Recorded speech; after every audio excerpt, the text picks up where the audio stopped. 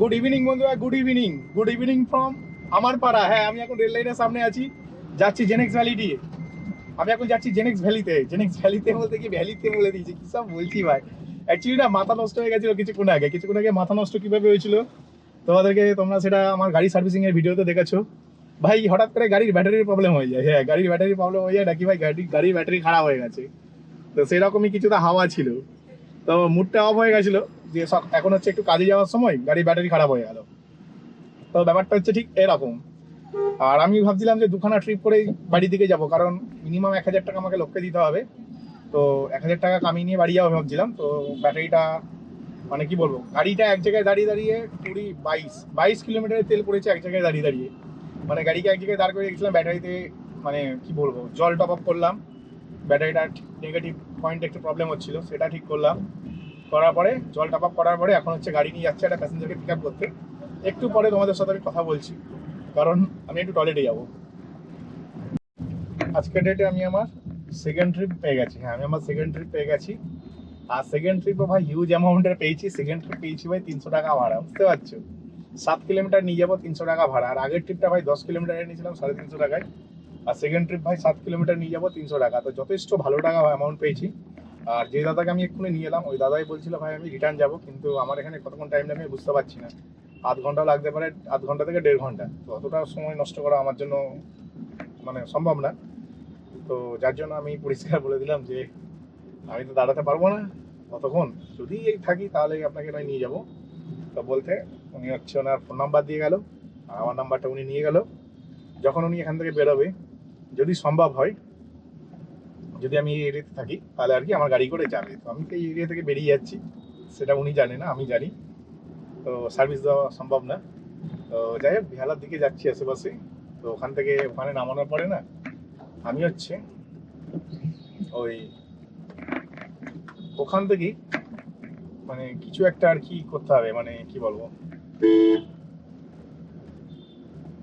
ওই ধরো ওখান থেকে যদি একটা ছোট্ট ট্রিপ নিয়ে বাড়ির দিকে যেতে পারি তাহলে আমি খুব ধন্য হয়ে যেতাম। আমি বুঝতে পারছি না বাড়ির দিকে ভাড়া পাবো কি পাবো না। যদি পাই খুব ভালো হবে, কারণ আজকে সেই সকাল ওই 9:30 নাগাদ ঘর থেকে বেরিয়েছিলাম গাড়ি সার্ভিসিংয়ের জন্য, গাড়ি সারানোর জন্য। তারপর মোটামুটি রাত 10টা বেজে যাচ্ছে। তাই জন্য আর কি বুঝে উঠতে পারছি না কি হবে। তো যাই হোক, এখন একটা ভাড়া পেয়েছি এবং আমি উল্টো থেকে না ঘুরে ডান দিকে ঘুরলে ভালো হতো। তো যাই হোক, চলো প্যাসেঞ্জারকে পিক আপ করে নিই, নেক্সট ট্রিপে আবার কথা হবে তোমাদের সাথে। তো লাস্ট ট্রিপের ব্যাপারে আমি মনে হয় তোমাদেরকে বলিনি, আমি জানি না। ভিডিওটা যখন এডিট করবো আমি তখনই বুঝতে পারবো লাস্ট ট্রিপের ব্যাপারে বলেছি নাকি। কারণ হচ্ছে আমার বাড়ি থেকে ফোন এসে গেছিলো, আর হঠাৎ করে রাত্রেবেলায় শ্বশুর বাড়ি যেতে হবে। এখন অলরেডি রাত্রি 10টা বাজে। হ্যাঁ, রাত্রি 10টা বাজে, মানে 9:40 বাজে এখন। আর এখান থেকে আমার বাড়ির ডিস্টেন্স অলমোস্ট 15 মিনিট, ঠিক আছে। 2-2.5 কিলোমিটার হবে, 3 কিলোমিটার মতন হবে হয়তো। তো আমি হচ্ছে যাচ্ছি হচ্ছে চোপা থেকে খালি গাড়ি নিয়ে বাড়ি। চোপা থেকে আমার বাড়ির ডিস্টেন্স 2 কিলোমিটারই হবে, 2.5 দিনও হবে না, 2 কিলোমিটার হবে।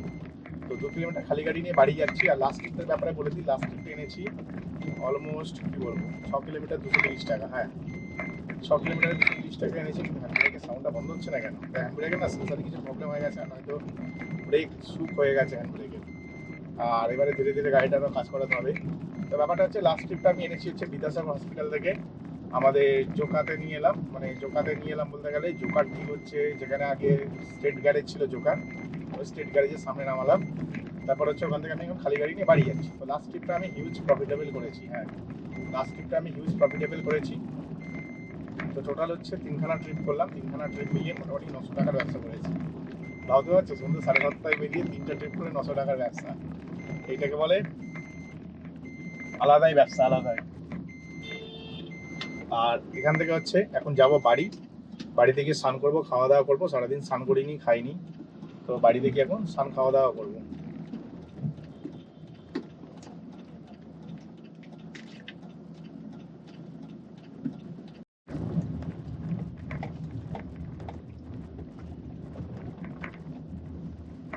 তো যাই হোক, মোটামুটি ভালোই ব্যবসা করেছি বলবো, ঠিক আছে, ভালোই ব্যবসা করেছি। 900 টাকার ব্যবসা মানে বুঝতে পারছি, 3 ট্রিপে 900 টাকা আর্ন করে নিয়েছি। আর বাড়ির দরজার সামনেও চলে এসছে। এখান থেকে আমার বাড়ি বললাম তো 2 কিলোমিটার মতন ডিস্টেন্স।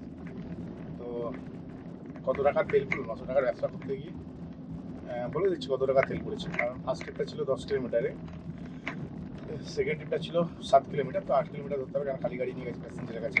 তো 10 8 18 কিলোমিটার, আর 18 6 19 20 26 কিলোমিটার।